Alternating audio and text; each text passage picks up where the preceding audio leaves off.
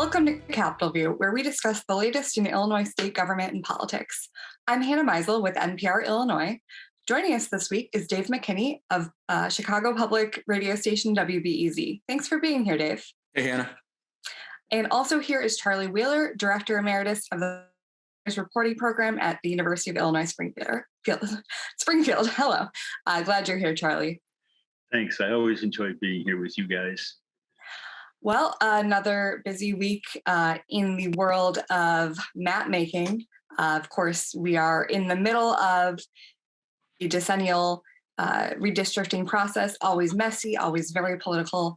But this week we saw a ruling that could signal what's to come the rest of the process. At the same time, Democrats are trying to shore up what is going to happen with the congressional maps, which will have, an effect on what happens in Washington, D.C., or at least congressional Democrats are hoping so. So let's get to the opinion. A 3-judge panel ruled that, yes, the Democrats' first set of maps for the state legislature that they passed in May before the official census data came out, that was delayed because of COVID, were indeed unconstitutional.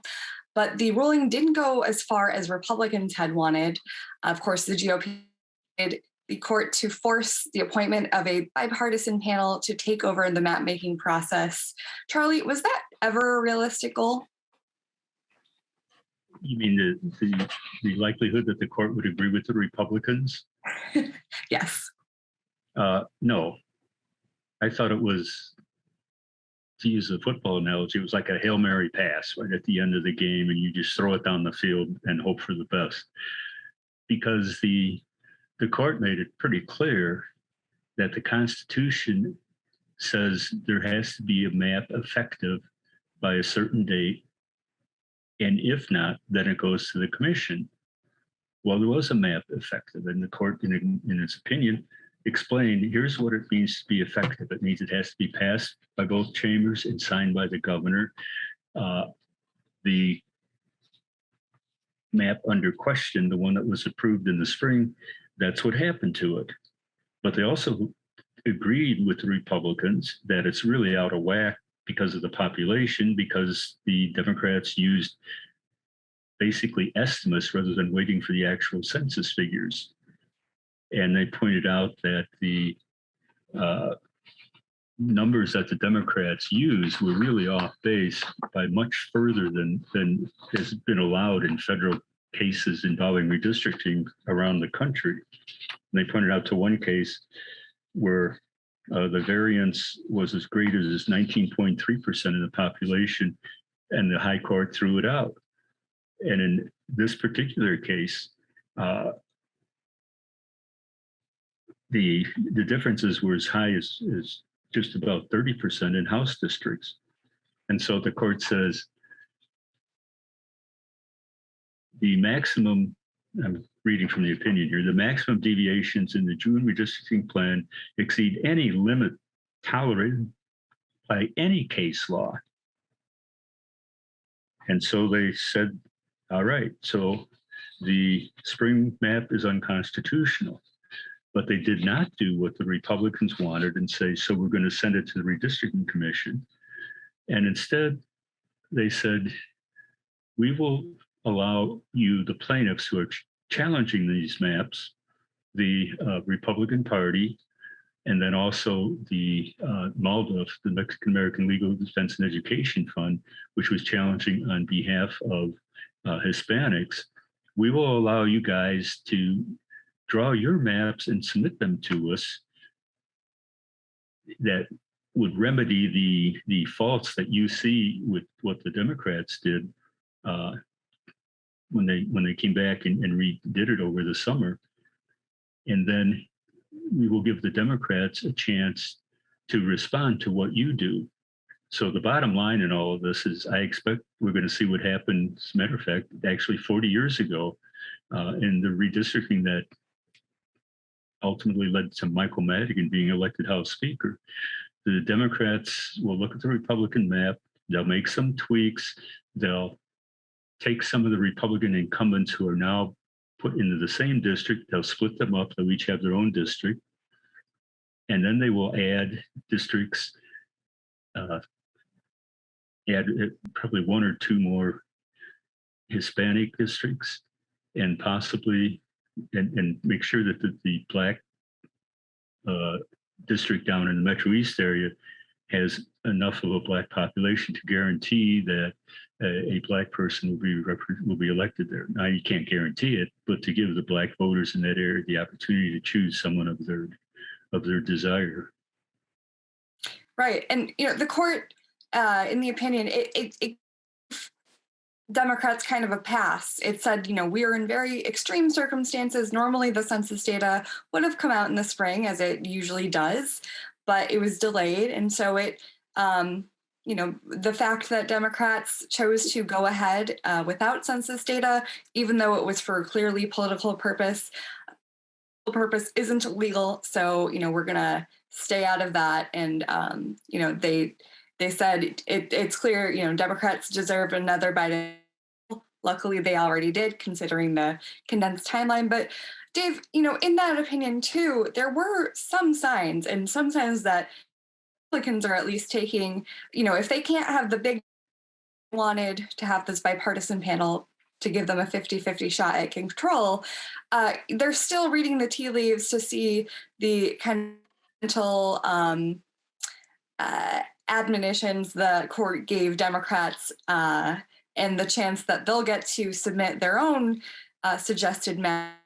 And they're saying, well, this is a sign that we could win. But Dave, how much could they possibly get out of an adjusted map that the court has to oversee, especially considering in the past, these adjusted maps, the adjustments have not actually been that big?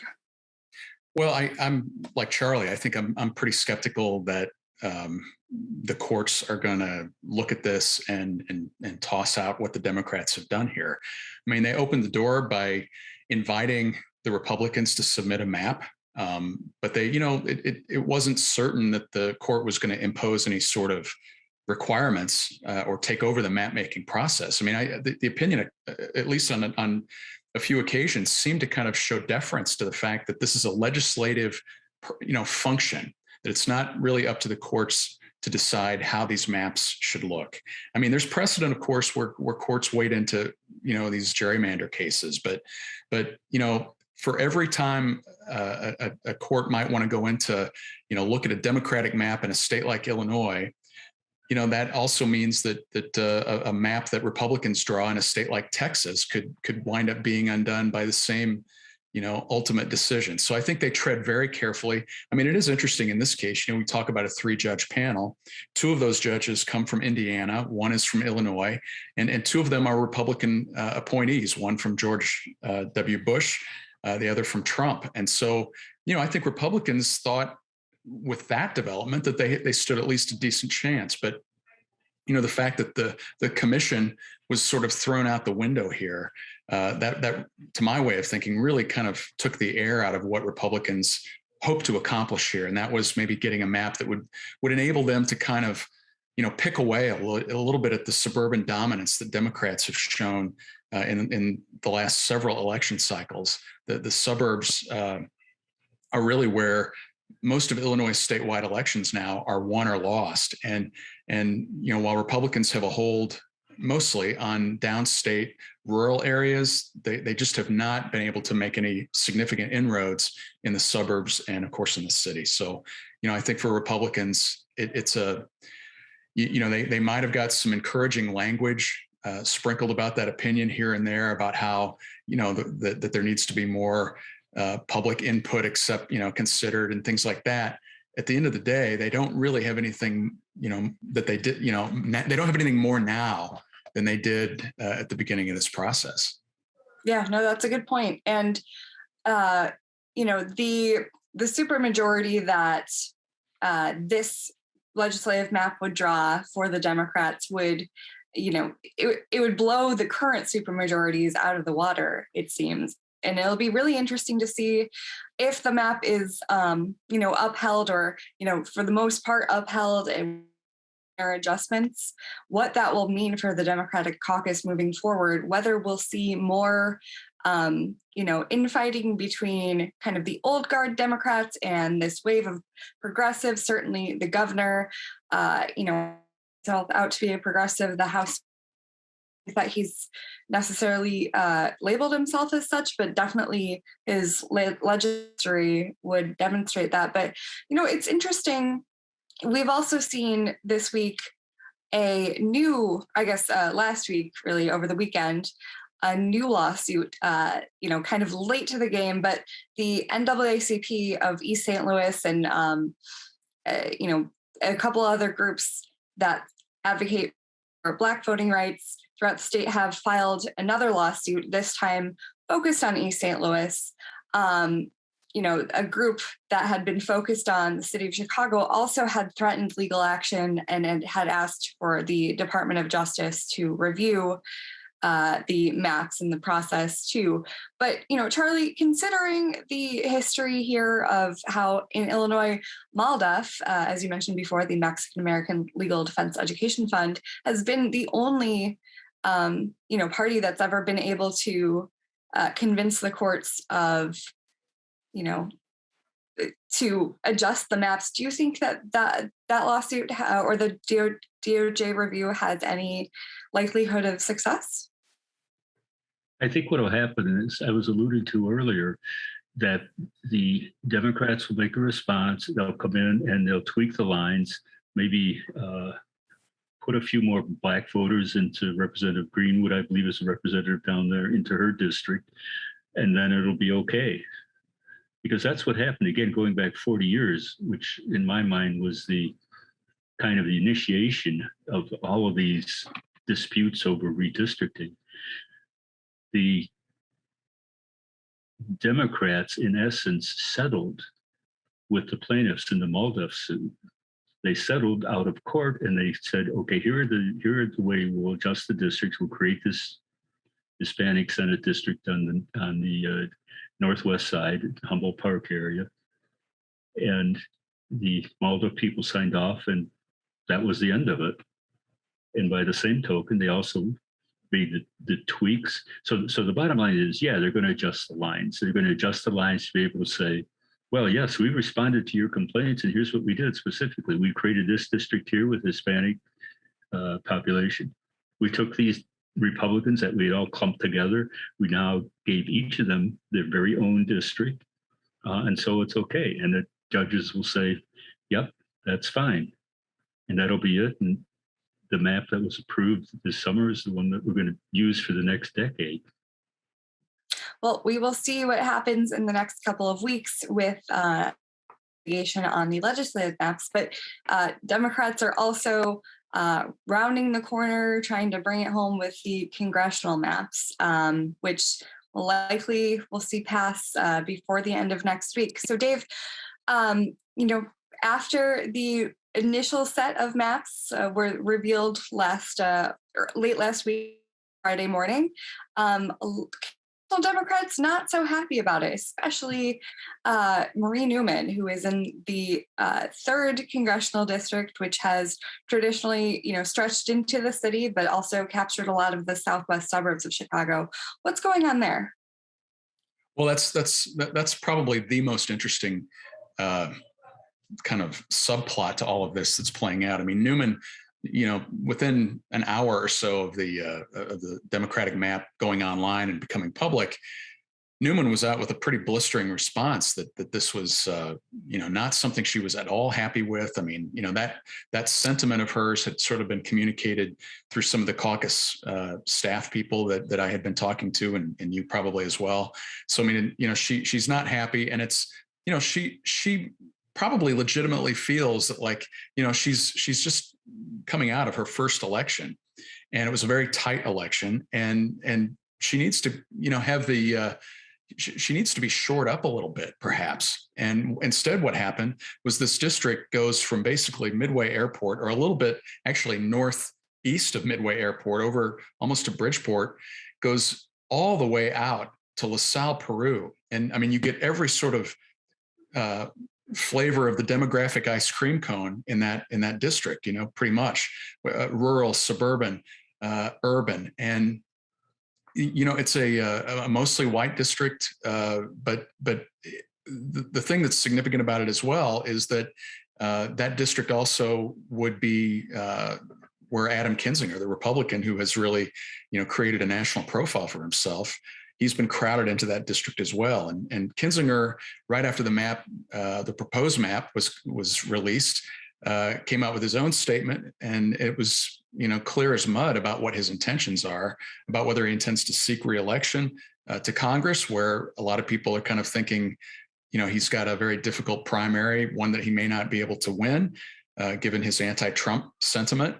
Does he do that? Does he go for a statewide run, U.S. Senate, perhaps, Tammy Duckworth, or even governor? Or does he go try to be part of some sort of presidential ticket somehow? And so he's got all these options ahead of him. Throw in a cable news talking head. That might be another option for him.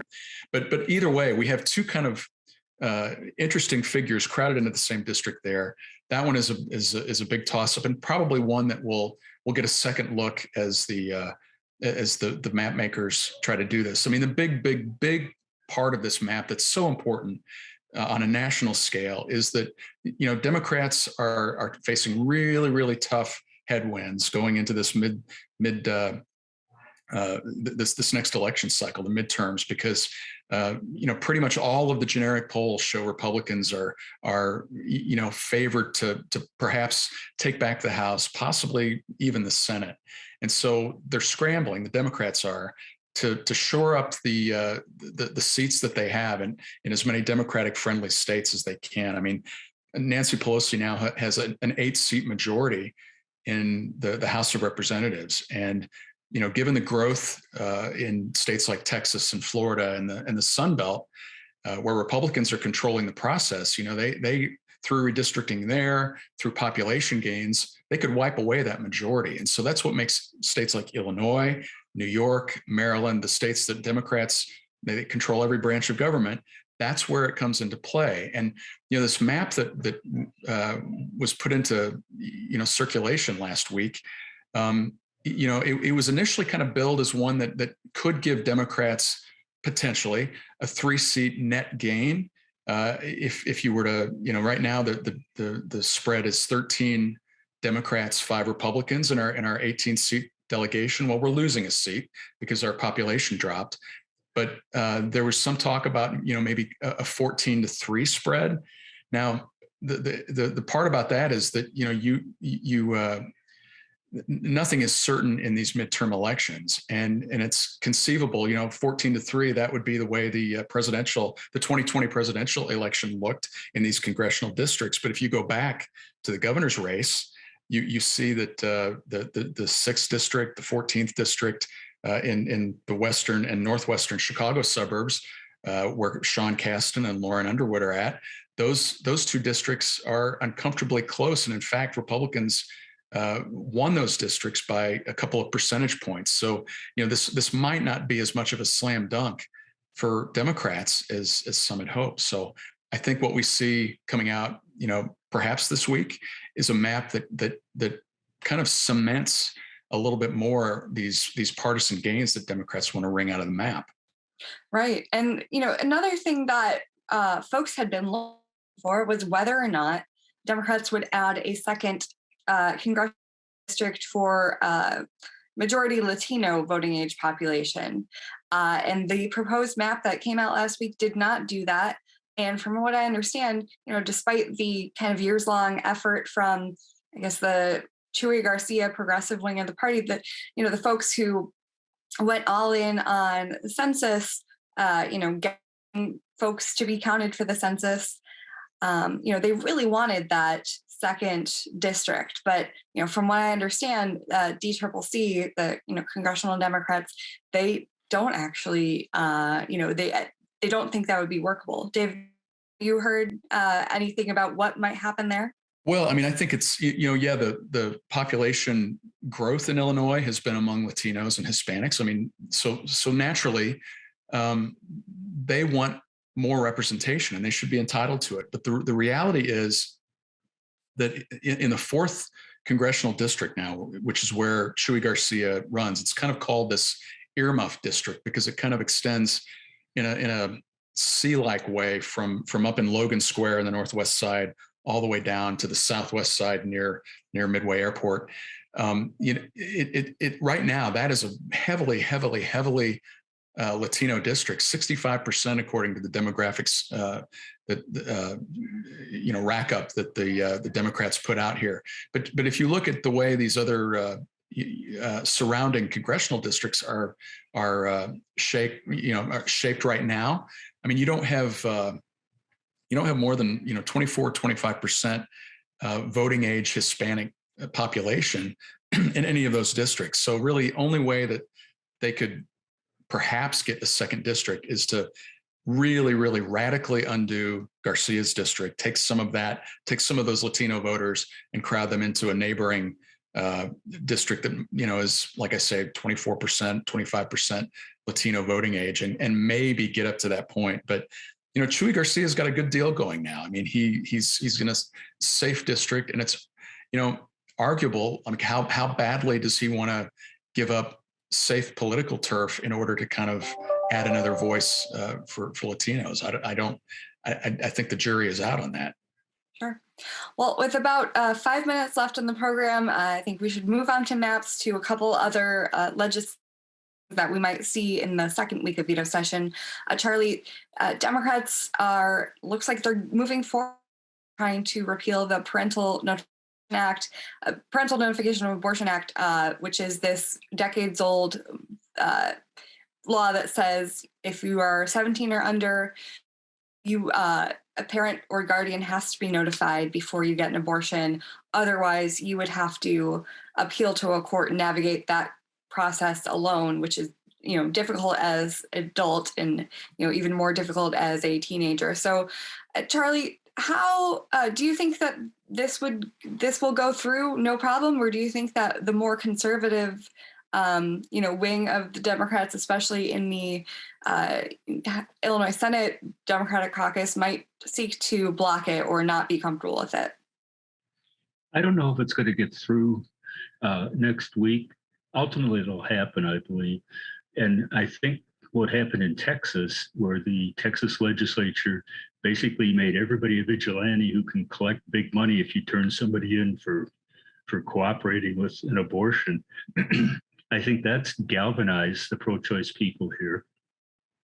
And the question is, will they be able to get enough votes to make it effective immediately, which would require the extraordinary majorities, or are they going to wait and do it after January 1st, where they can do it with a simple majority? And maybe some of the Democrats who are in less progressive districts, more conservative districts, will be able to lay off it, because after January, you only need 60 in the House and 30 in the Senate. So I think that's unsure at this time. As I say, ultimately it's going to happen. Whether it happens next week or it happens in January or February remains to be seen.